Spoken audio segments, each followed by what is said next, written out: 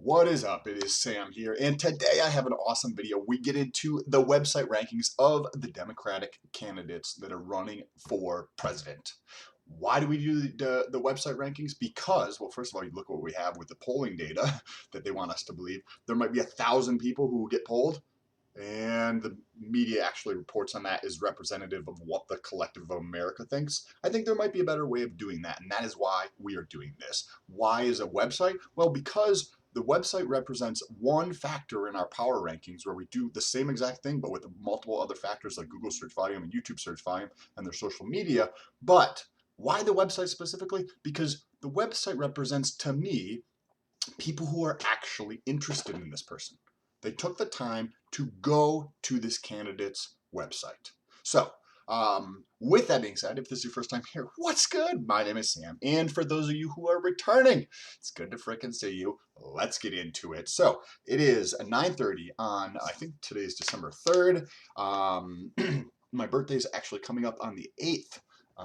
Fun fact. So we use Alexa.com, and Alexa is a company that's owned by Amazon. It has nothing to do with their AI called Alexa, but it tracks website traffic and different engagement for websites, and it ranks them. So what we do is we look, this is Andrew Yang's website, Yang 2020, and we look at a couple different factors, three specifically.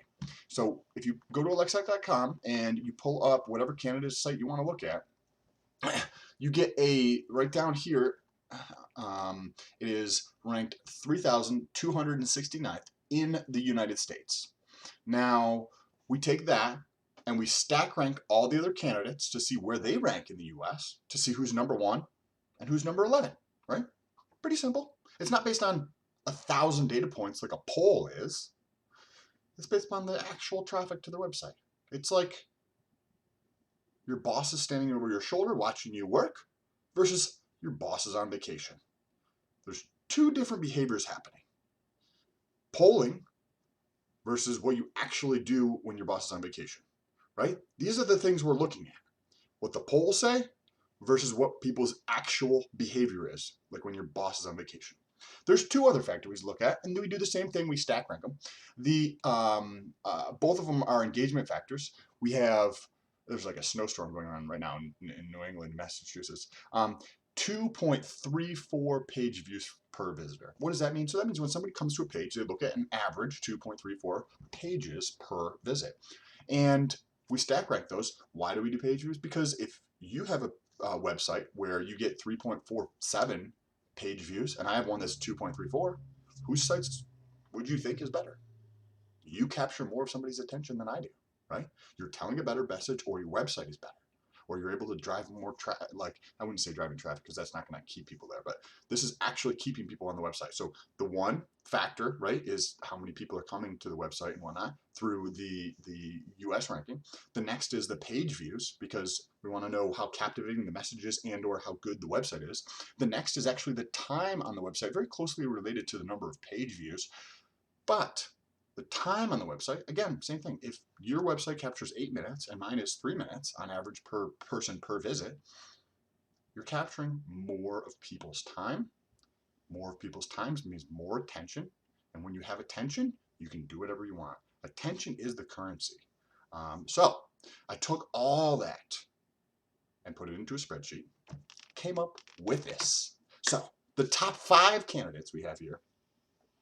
Actually, I think I might have done this wrong, but Andrew Yang, Elizabeth Warren, Bernie Sanders, Pete Buttigieg, and rounding out the top 5 is Joe Biden, which was kind of surprising. I wasn't expecting Joe Biden, but let's jump into the numbers real quick here. So this is the 6th edition of this ranking. You can see we've been tracking it since the beginning of September. This is kind of interesting. Thought you guys would appreciate this if you support Yang, and he's been won across the frickin' board. I'm going to touch on his numbers in a minute. Let's take a look at somebody else who's notable. Bernie Sanders has been number 3 across the board. Elizabeth Warren has been number 2, and then she was tied at one point with Yang. So she looks like she's lost a little bit of ground here. at least on the macro level of the ranking, but we're going to look at the individual factors in here. And then the same thing with Joe Biden. He's just been bouncing around. He hasn't been gaining ground, but he also hasn't really been losing ground, at least in this one. But if you look at some of the other factors, like on social, he's been losing ground. Like, so we track Twitter rank, we have a Twitter ranking, a YouTube channel ranking, and a Facebook ranking. So on some of these other factors, Joe Biden's been losing ground. I think as well as the YouTube search volume, he's been losing ground. So that's kind of interesting to see. But let's take a look at page views first. Page views, Elizabeth Warren actually has the most amount of page views. Actually, real quick before we get into that, I apologize for jumping all over this. This is the score. So what is the score? Is the average of those three that I talked about. So we have page views, the time on the site, and the ranking in the United States. And it's not equally rated, as you would probably guess, because the popularity in the US of the traffic going to the site, in my opinion, is way more valuable than the amount of time on the site. Again, if your site has 8 minutes and my site has 3 minutes, but my site's ranked 1,000th in the United States and yours is ranked 10,000th. So because of this, we have the page views and the time on the site as 10% of the average. So the bulk of this rating is coming from where they rank in the United States. And then 20% of that comes from those other two engagement factors. So that is how we came up with this. That first one that we took a look at, Elizabeth Warren is number 1. Andrew Yang is number 2. The time on the site, look at this. Julian Castro has 5 minutes, and this is a perfect example. 5 minutes. So on the time on the site, he's number 1, right? He has 5 minutes and 17 seconds versus Andrew Yang, who is, or Elizabeth Warren. These are the only 3 people that are above 3 minutes. But let's take a look at this real quick. So we have Julian Castro's site in the US is ranked over 150,000th. So he has more time, like about 1.5 times more time, or 1.65 or something, more time spent on the site for the visitors that do come. However, there's nobody fucking coming to his site. I mean, like, look at 3,000th or 5,000th versus 150,000th. Another interesting thing here, which I should probably do a separate video on, is Kamala Harris. I'll just show you this really quick. But Kamala Harris is just getting destroyed. No wonder she's probably going to drop out. I could actually see her dropping out before some of the people who were ranked worse than her because of all the shit that's coming out. Okay, so let's pull this up and make it a little bit bigger so you guys get to see. So this is Kamala Harris's global ranking right here, 115,000, and here's the US ranking. You can see she's 10 times worse than Andrew Yang and 5.5 times worse than Elizabeth Warren or Bernie Sanders. Like, not even in the top, like, at all. Even Pete is like 2 times worse than Bernie or Elizabeth Warren, and 3 times worse than Yang. So I'm gonna jump into those in a second. But look at this. September 27th, she just started tanking. She's been losing ground since the end of September. We've got all of October, all of November. So she's been losing ground. So it's no wonder her camp is really struggling because, oh, this is just water, not coffee. The amount of ground she lost is like double, right? She went from 65,000th up to 115,000th. And not double, a little bit less than double for anybody, but very close to being double the amount of momentum that she's lost on her website. Well, so what does that do? Well, that means that she has a lot less data to market to these people, because if you have more people coming to your website, you're able to capture more emails, you create an email list, and what ends up happening is the donations that you get continually go down because less people are coming to your site to find about you, which means they're not going to donate as much. Less people are coming to your site to donate, right? So that's direct. And then a side effect of that, and this is more of the long tail, is that you capture less email addresses from this. So that means you can't remarket to them to get more money. And a more of a peripheral type thing is people go to your website, there's going to be a portion of the people that go to your website who are going to also look for you on social, whether that's, Twitter or Instagram or Facebook or YouTube. So as that comes down, all the other things are going to come down, and that would actually be an interesting video to see if any of them actually promote their social from their website. But look at this. Look at Pete. He's fourth, right? Pete versus Yang. Yang is 3 times more popular from his website standpoint. So even though Pete's ranked number 4th in magnitude, right? We can see over here that Pete's only 3 spots behind, but it's the magnitude of difference. And he's not just like, whereas we've got Bernie and then Elizabeth Warren here, who are at like, around 5,500 each, and he's like 2 times worse than them. So there's a big disparity when you look at this, and I think the level of sophistication in terms of understanding how to use the internet in an intelligent, cohesive way to support the whole entire campaign. First of all, I don't see that happening across the board, it looks like, because I look at this stuff because I'm a fucking nerd, and this is fun for me. And I don't see a cohesive strategy across the board. The closest thing that I can kind of see that is with Andrew Yang, but I still see a lot of opportunity there to improve. I'd love to hear what your thoughts are down below in the comment section. And also, if you use the hashtag Stolt, then I can find them in my Google Analytics. So I go to my Google Analytics and search hashtag Stolt, and then I can pull up the comments so that we can talk about them at the end of the video, like I just flashed in a second ago. But before we get into the questions, I wanted to point out a trend here. So one of the things is, if you have something like this, you don't know if that's a trend, right? Pete looks like he improved, and then he's just been stagnant. Yang, you can't say because he's just been the same fucking ranking the whole time. This could be the start, right? Could be the start. She moved up 1 spot. Kind of interesting. More than likely somebody else moved, or somebody else got worse, and that's what actually caused her to like come in higher. Again, but one thing you can kind of pick up on is a little bit of a trend. Tulsi Gabbard, for her website at least, a lot of the other rankings she's doing very well, but she doesn't know how to drive traffic to her website, because she's been losing ground. She lost 2 spots from the end of October to the middle of November, and then 3 weeks later she's lost another 2 spots. So there's something going on there, because she's got a lot of attention on the other factors that we look at in our power rankings, but she's not able to use that attention to drive traffic to her website, which means that she's probably not going to be able to have a killer quarter from a money donation standpoint, but we'll see. So I'd like to hear your thoughts on that down below in the comment section. She's like, look at this, she's ranked 41,000th versus like the top here.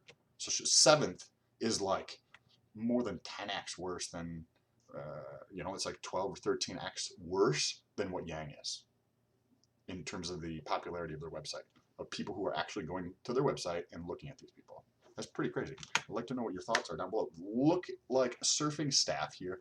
He used hashtag Stolt so I can find his comment.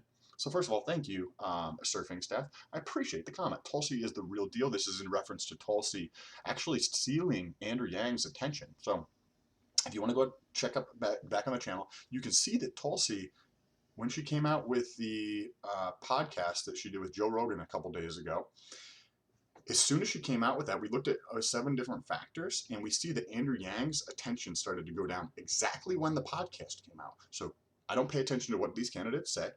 You can let me know if there's something else. Did Andrew Yang say something unintelligent or that would come across as very abrasive or something like that? I don't think so, based upon like the preliminary understanding I have of the candidates, that he would probably do that. It's possible, but more than likely, I think it has to do with the Joe Rogan podcast. And if you look at Joe Rogan's podcast just on YouTube by itself, it has somewhere between 60 and 70 million views per month. So think about that. That's on YouTube. He puts his podcast out on iTunes. He has his podcast on every single platform delivery or distribution area, so like Stitcher and Google and whatever else podcasting platforms are out there. So 60 to 70 million is just one tiny fraction of the amount of attention that Joe Rogan has. And he also has a website, right? So he's got people who have no idea about his YouTube channel who listen to iTunes. He's got people who go to his website who never watch YouTube. So when you add all, there's a lot of crossover, I'm sure, as well. But there's a certain percentage that have never done that. So when you add up that collective, I bet it's over 100 million people who pay attention to his podcast. And as a direct result of that, Andrew Yang has been coming down. And you guys can probably see this because you see that both of Andrew Yang and Tulsi Gabbard are actually having a, I feel like there's a decent amount of crossover between these people in terms of people appreciate the candid authenticity that these two seem to bring forward relative to most of the other candidates in the field. I'd like to know what your thoughts are down below in the comment section. Use the hashtag Stolt, just like Edward Travis did here. Thank you, Edward. I appreciate the comment. I think that a lot of Yang supporters like Gabbard as well, and I think she should be his VP so your data makes sense, but it's nothing Yang has to worry about. I do think that could be interesting. It is. It's only been about 7-8 days since the podcast came out. Is that just like a wave temporarily crashed on the beach, right? And the storm is really not moving in, or is that the first wave of a big storm that's coming in terms of the momentum shifting? I don't know. I tend to agree that it could. I don't know. I don't have the data. We'll see how this plays out. I'll track it. So make sure you press that subscribe button. But I think that he may not have any issues, but it's still super early. Remember, it's only been 7 days to 8 days to see how that's impacted the numbers. Last time Tulsi had a spike of attention, she impacted some of the things along the way, and some of that attention stayed around. So that's how attention works. People are like, oh, is positive or negative? No. Attention, think of attention as a collective.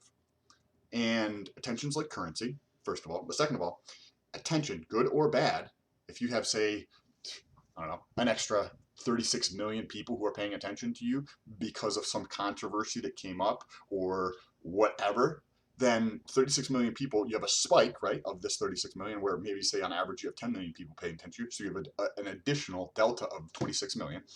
Of that, because you can think like, oh, this is a negative attention, but what ends up happening is that of that 26 million, you have 14%, 36%, 48% who stay. So it's stickiness. But even the people that leave now have an awareness. So it's good either way, in the way that I see the world and my understanding of how attention works and the actual fucking data. So, I would love to hear what your thoughts are. Again, use hashtag Stolt, just like Star Trek Theory did here. Duh, just left a comment about Biden and Wacko. Who's Wacko? Elizabeth Warren? I don't know. Or Bernie? I don't know. If anybody has any doubt that the media works for the government, yes, I agree. I have multiple videos out on this channel. There's one, I think there's one on CNN and there's one on MSNBC in terms of how they are completely discriminating against people who are not part of the establishment. And it is so incredibly evident that I made videos on it. Like, the evidence is so incredibly high. Now, the thing about that is the evidence is high, but if you have somebody that's completely incompetent about reporting the news versus there's actual documented biases that human beings exhibit when there's some type of establishment. And for example, think about somebody who just gets a new job and the people in the office or wherever it is have all been working together for the past 10 years or 15 years, right?